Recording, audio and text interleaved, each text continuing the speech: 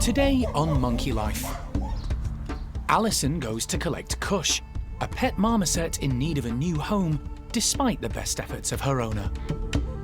You've done a really nice job and a thoughtful job compared to most. Past the parcel for the chimps, the bachelor boys get their morning treats all boxed up. I think they're enjoying it. They're suspiciously quiet, which always worries me with chimps, to be honest. And a puzzle feeder proves no problem for the skillful squirrel monkeys.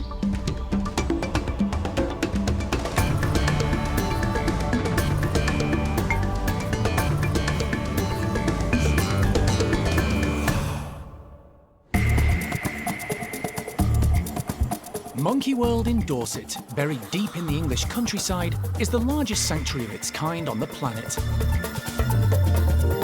The team, led by Dr. Alison Cronin, rescue and rehabilitate abused and unwanted primates from all over the world. Anything could happen. You really have to have an open mind. The park provides a home for more than 260 primates from 24 different species.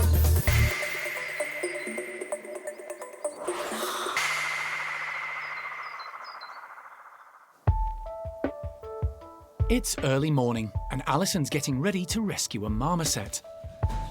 A regular occurrence for the team at Monkey World. Right, gloves, zip ties, food.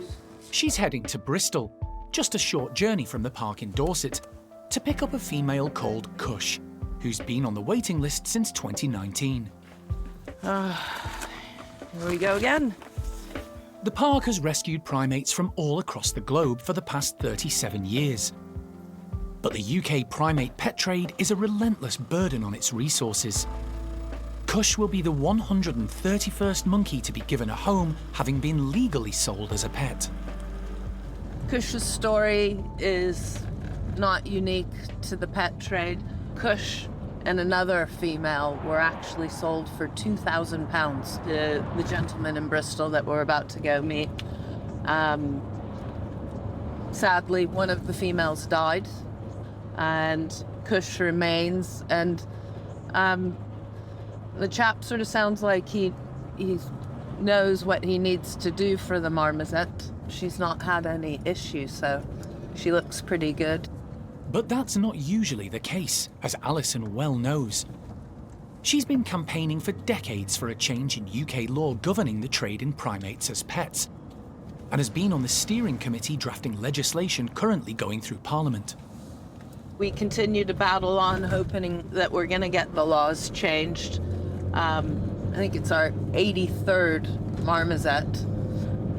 So yeah, quite a few primates coming in. Kush is actually going to go and join Moschino, Mozzie for short, who we rescued from the pet trade just last year. So I'm hoping that Kush and Mozzie will become our next happy couple at the park, and that all goes well today. While Alison heads to Bristol to collect Kush, back at the park, the team are prepping for the marmoset's arrival. Elle is getting a bedroom ready, with only minimal changes. Kush's owner has indicated the marmoset has good mobility, so additional safe low branching isn't needed. Just putting up some little bits and bobs, little forage tubs, just assessing the branching that we've got in there just to make sure it's all firmly up and stable, ready for her arrival. The team are optimistic Kush will bond with Mozzie. He arrived last year after being confiscated and removed from poor living conditions by the RSPCA. His previous owner was found guilty of animal welfare offences and banned from keeping animals for 10 years. He was rescued where he was kept in solitary confinement, so he really lacks the social and communication skills that marmosets really need. We've done a few intros with Moschino. They haven't gone very successfully. When we're introducing marmosets together, you've got to try and think, do their personalities match? I think the previous females that we have tried to match Mozzie up with perhaps might not have been the best for him. However, the sound of this new female is more up to his standard. If they hit it off, marmosets pair bond for life, so there's a lot at stake for both of them. Kush will spend a few days in the bedroom next door to Mozzie to get accustomed to the sights, sounds and smells of her new surroundings. When the two marmosets appear settled alongside each other, the primate care staff can decide if a more close-up and personal introduction is appropriate. Keeping groups of captive chimpanzees stimulated and happy is a challenge for the primate care staff. In the wild, chimps can spend a third of their day eating and foraging, travelling as they go. But finding food isn't an issue at the park, so the team need to come up with ideas to keep their charges busy. Today, they're boxing clever, having hoarded delivery packaging for the last few weeks in order to motivate Paco's bachelor group and encourage them to hunt for treats. We want to make their lives as interesting as possible. They are, at the end of the day, in captivity, it's nowhere near as stimulating as what their lives in the wild would be, so you're just constantly trying to engage them on more of an intellectual level, I guess. But yeah, sometimes it's just nice to let them just run riot. They like to break things. Now they've got an outlet for it for the day. The team have filled the boxes with a variety of healthy snacks. So inside the boxes, we've scattered a mixture of different seeds, different nuts, a lot of different mixtures of dried fruit, which is great. It's nice and small little bits. So yeah, they're going to have to go fidgeting around in the boxes to find them, but probably when they grab the boxes and go up high, they're going to drop loads of it, so then they've got to climb back down to forage on the grass for it. Little bits and bobs like that are just great, and dried fruit isn't a huge part of their diet these days because it is so sugary, so we do like to use it as sparingly as we can, but we just want them to be happy, so, you know, doesn't matter how long it takes, as long as we've got silly, playful chimps at the end of the day, we feel like our job's been done. The boxes, of all different shapes and sizes, are distributed around the boys' large enclosure, giving everyone an opportunity to tackle them. Some snacks will be easy to find, while others have been hidden in tied-up old socks. Hopefully, Paco's ageing group will prove enthusiastic and up to the task. With the boxes all set, it's time for Sean to let the noisy chimps out into their enclosure. There's plenty of excitement. The group know it's breakfast time, but today it looks a lot different. And as they get stuck in, it's obvious good things don't just come in small packages, but in all shapes and sizes. Mojo goes for a smaller option, striking gold immediately with a handful of nuts. A nutty treat for Rocky too, who uses his strong teeth to crack it open. Charlie isn't usually known for his enthusiasm when it comes to enrichment, but today he's gathered a cache of cardboard and is thoroughly enjoying himself.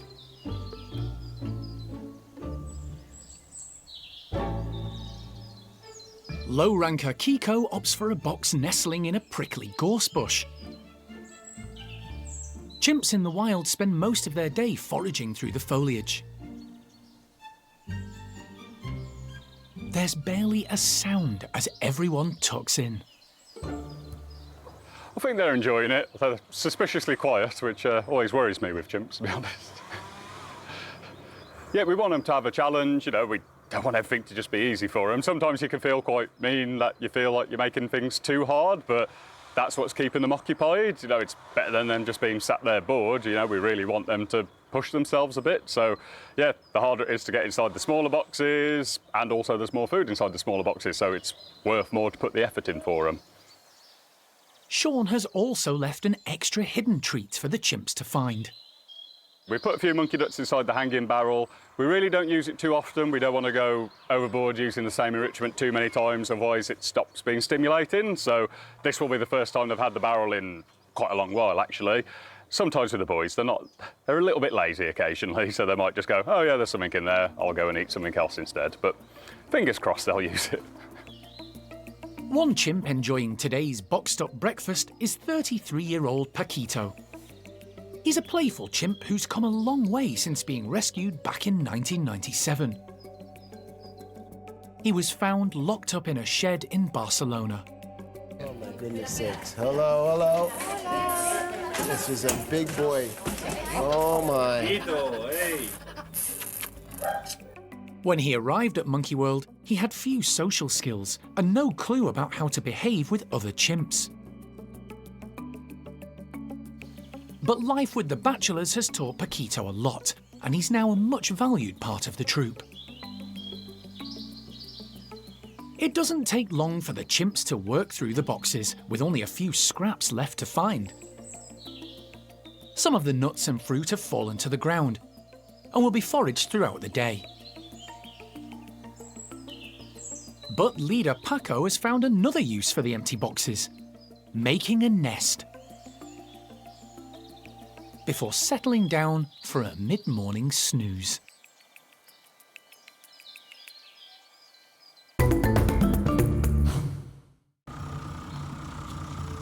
After a 2-hour journey, Alison has arrived in Bristol to collect Kush, a pet trade marmoset. Yeah, let's go see what the score is. She's meeting owner Dean, who contacted Monkey World 4 years ago to discuss the possibility of rehoming his pet. Oh yeah, it's just knocking on the door. Are you Dean? Yeah, you come in, all right? Yeah, I'm Alison. How you doing, all right? Pleasure. It's taken more than 4 years for space to become available for Kush at the park. Oh, she's smelly. So, Dean and his father originally bought 2 marmosets from a dealer 9 years ago for £2,000. They were supposed to be a male and a female, but later a visit to the vet revealed both were females. She's well fed. She's a bit chubby. well fed, Jackie? Yeah, and her back is a little bit hunched, so she does need some D3. But she looks pretty good, don't you look worried?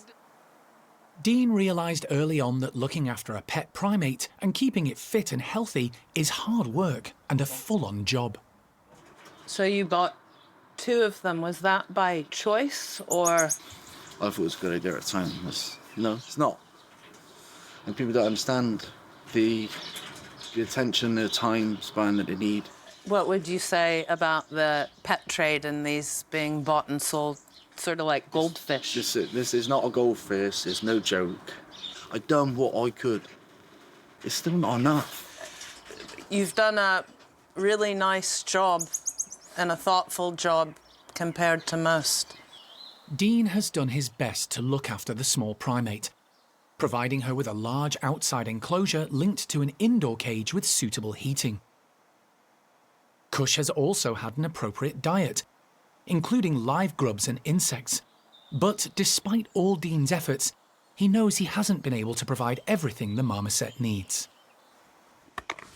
It's just sad that people are sort of left in this position, really. He spent so much money, time, and effort trying to make it right, but it can't really be done in a domestic setting unless you're prepared to give your entire life over or have so much free income that you can pay other people to be looking after your animals. But, it's that's certainly not within most people's financial ability. With the travel box ready for the journey home, Alison now needs to persuade Kush into it. Might be able to make friends yet. Good girl. Hey, Kushti. But Kush isn't entirely convinced. She does trust Dean, however, so he steps in to help. She's looking. She has to walk in before I can do it, otherwise it's all over. Alison attempts to bribe her with waxworms, but Kush is still wary of the box.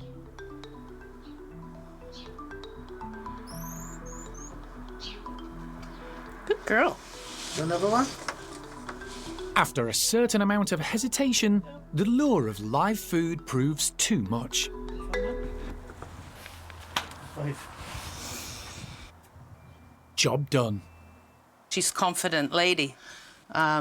It just took some time and actually going for cupboard love, really. I mean, we can say all of these fabulous things. In the end, it comes down to the waxworms. You'll be all right. After 9 years of caring for the marmoset, it's time for Dean to say his goodbyes. Oh, mate. Thanks again. Take care. Yeah. I can't bear it.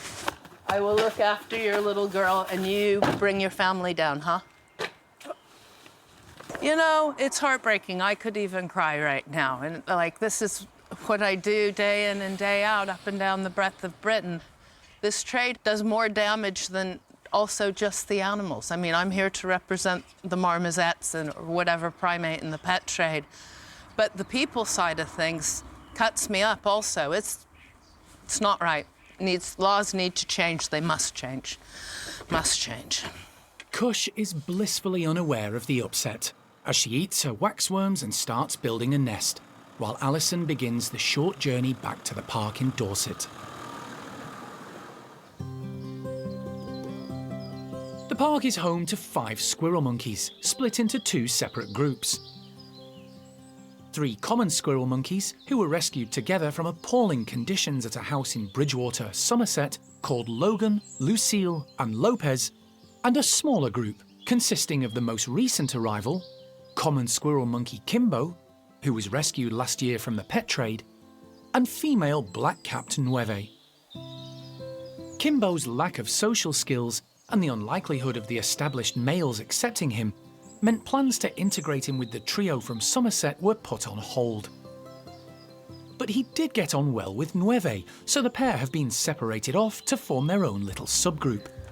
Today, the twosome are being given one of their favourite meals, live insects. But primate care staff member Karen plans to make them work for it. So this isn't going to be an easy meal for them, which is what enrichment is about, really. It's trying to make them work for their food. It keeps them active, it makes their brains work, because they have to figure out how to get it, but then also their bodies have to work harder because they have to figure out a way to get to it and then actually get to it. The insects are hiding in sawdust, and Karen's concealing them in a large hanging puzzle. So this, when it's hung down, actually quite low. So some of the high ones, they'll come down from the top. They'll use their feet to grip onto and kind of slide down a little bit, stick their hands through. Some of the lower ones they may be able to get to from here. They might come from the sides. So they can come from all different angles. There's branching kind of all around it to give them options.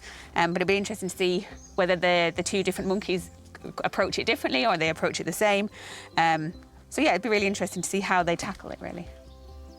Karen fills the puzzle with a mix of locusts and something a bit different, Morio worms.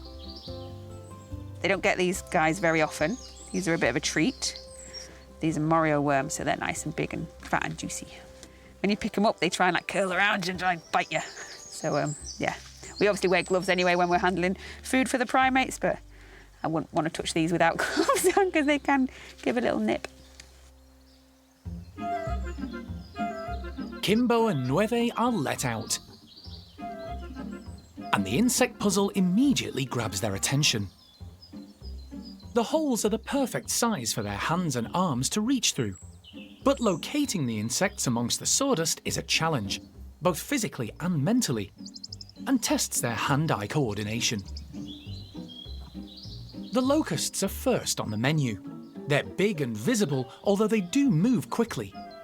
Squirrel monkeys, however, are experts at hunting for insects. Their small hands are just like humans, adept at grasping small objects. Nueve prefers to hunt and take her quarry away to eat. Kimbo, on the other hand, can't get enough of the tasty grubs and is happy to gorge in situ. Squirrel monkeys are extremely agile. They don't have a prehensile tail like some other South American primates, but do have a powerful grip that lets them hang upside down when searching for food. It doesn't take long for the pair to master the puzzle and devour most of the grubs, eating in harmony with no friction, and happily sharing the tasty mealtime.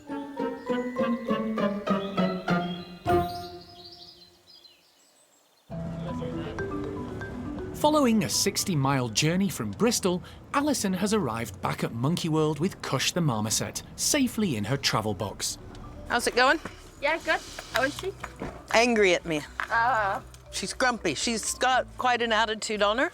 She's a bit overweight with a little bit of boobs, and a little bit, you know how like Ty is a bit squished? I think like her back is rickets, but she moves just fine. Nice. Primate care staff member Elle is on hand to greet them. Ooh, sassy. She's already prepped a bedroom at the domestic marmoset house, ready for Kush to spend her first night in her new home. Despite being a little overweight and showing early signs of rickets, Kush appears in reasonable health. Her owner Dean had done his best to care for her. He was actually very good and proactive, knowing that she needs companionship, an appropriate environment, a good vet, more love and attention than he's able to give. He was heartbroken. Before heading to the bedrooms, the team take the opportunity to weigh Kush in the box. 2.98. Alison and Elle are hoping to pair up the new arrival with Mozzie, a male marmoset who arrived last year. Right, darling, I know. Let's go get you in. He's in a bedroom next door. For the first couple of days, the prospective partners will be able to see and hear each other without any physical contact. Come on, Kushti. Elle opens up the travel box, but Kush takes her time. Then, out she comes, heading up high. Good girl. Unsurprisingly, she's a bit shell-shocked. Kush has spent 9 years in one place, and now it's all change. She's in a new space surrounded by lots of different smells and some noisy marmoset neighbours. She's a newbie, it's a new environment, I'm a new face. I know she's been very close to a male human, so perhaps a female human she's not too fond of, so we'll have to build a friendship because I'm the one that's going to be looking after her quite a lot. But it won't be hard. She's a bit of a chubby girl, so she likes the food, and if food is the way to her heart, then that's the way I'll go forward. So the next 48 hours will be all about getting to know Kush and earning her trust. Then introducing her to a new male companion and, fingers crossed, partner for life.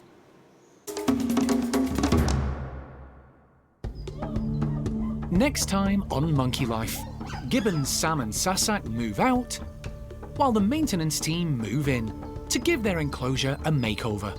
But Sam is less than enthusiastic. Come on, Sam. Is he moving at all? Nope. Don't think he would. And Capuchin Donnie takes over as alpha male of his group, having proved a hit with the ladies.